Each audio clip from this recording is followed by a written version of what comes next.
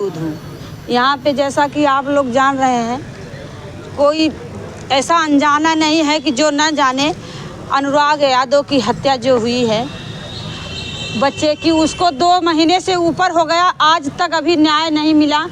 आज तारीख पे तारीख, डेट पे डेट मिलता जा रहा। हम लोग कोर्ट में हैं और आज भी यहाँ पे मतलब डेट मिल गया। प्रधान जी हैं, थोड़ा सा उनसे बात करने का प्रयास करेंगे, क्यों, क्या हुआ, कैसे आज क्या हो गया, इनसे मिल लेंगे।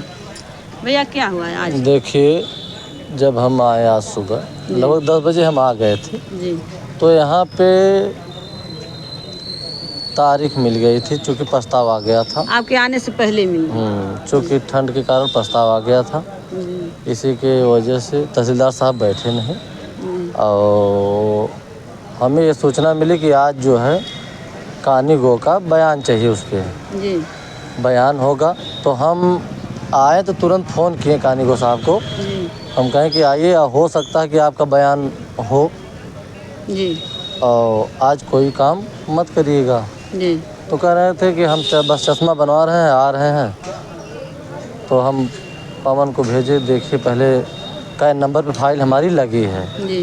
तो गए देखे वहाँ पे तो डेट मिल गया था। जी।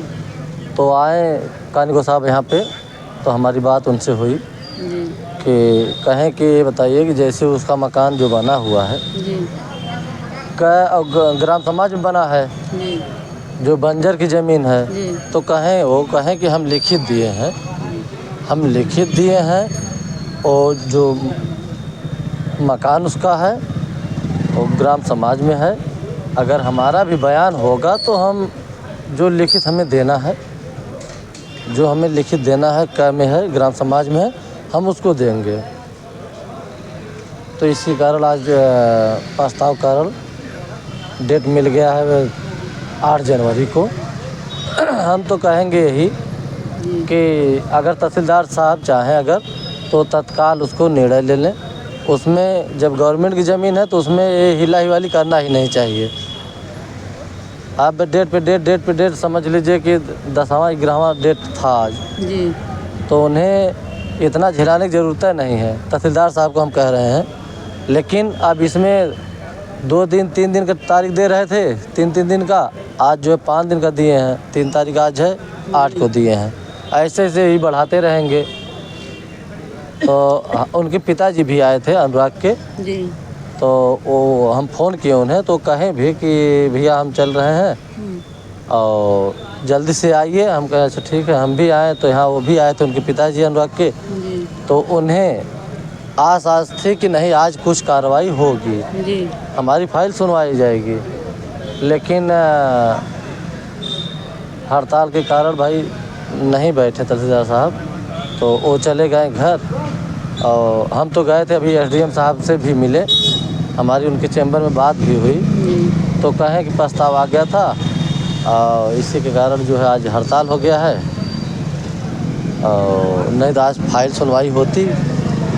तो हम कहें साहब जी अगर अगला डेट पे भी ऐसा होगा, कहें अगर जब भी कोर्ट चलेगी वो फाइल सुनी जाएगी।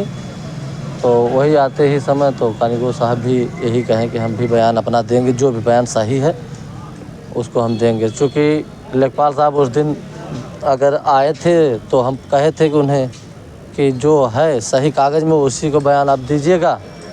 तो उनके वकील साहब कहने पे भी, जैसा वो हत्यारा के वकील थे, विपक्षी के वकील साहब, वो जैसे जैसे कहें वैसे वैसे लेखपाल ने लिखवाए थे, हम वहाँ मौजूद थे। हम तो ये कहेंगे कि इसमें जैसे हिला हिवाली छोटे छोटे मैटर में सब फाइल का निर्णय ले रहे हैं, ये हमारे पूरे प्रदेश, पूरे विश्व की बात कर रहे हैं। इतनी बड़ा घटना, इतनी निर्मम हत्या हुई है कि एक ताइक्वांडो खिलाड़ी अनुराग, अब 16 साल का बच्चा था, जैसे एक बाकरे की तरह समझ लीजिए कि मारे तलवार से गर्दन कट गया। इसमें कोई सोचने की कोई ज़रूरत नहीं है। अब ये जान लीजिए तहसीलदार साहब को ये चाहिए कि वो हत्यारा है, इस तरीके से निर्मम हत्या किया है, उसका तत्काल निर्णय ले लेना चाहिए। अब यही हम लोग बार बार बोल रहे हैं।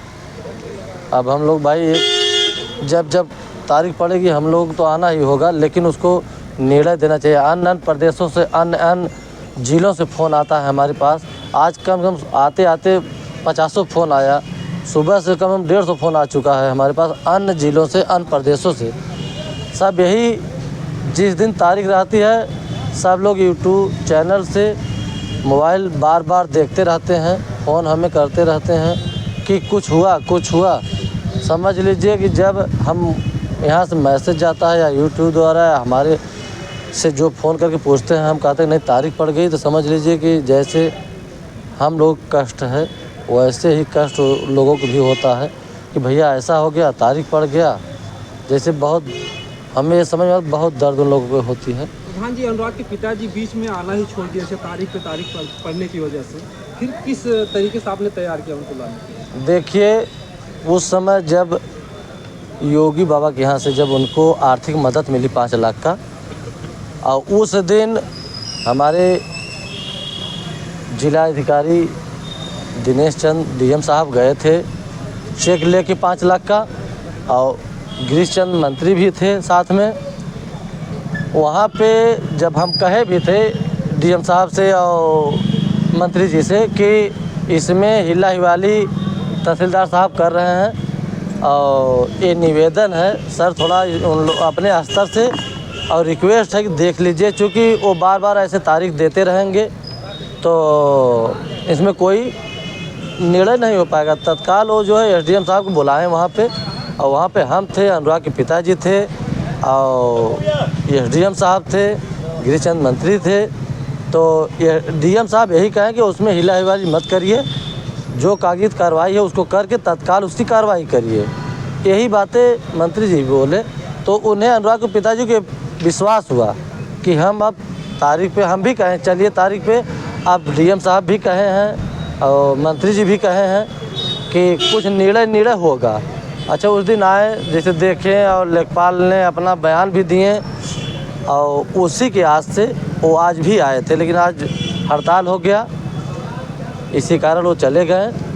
और हर तारीख पे आएंगे साथ में, नहीं आएंगे तो हम हैं, हम आते रहेंगे। प्रधान जी ये बताइए, इधर आपको कह रहे हैं कि मतलब मंत्री जी भी और ये डीएम की मतलब सब लोग का आदेश हो रहा है, और इधर लेखपाल कह रहे हैं कि हम जो है बयान देंगे, मतलब लिखित देंगे, बयान देंगे, और उधर उसके वकील के कहने पे पलटी भी मार रहे हैं। देखिए, उस दिन डीएम साहब जब बुला के एसडीएम साहब को कहें तो भाई वो सब उच्च अधिकारी हैं, जैसे पूरे ज़िले के मालिक हैं। अगर वो कह दिए तो हम लोगों को विश्वास हो गया, लेकिन तहसीलदार साहब उसमें पता नहीं क्यों ऐसा हिला हिवाली कर रहे हैं, समझ में नहीं आ रहा है।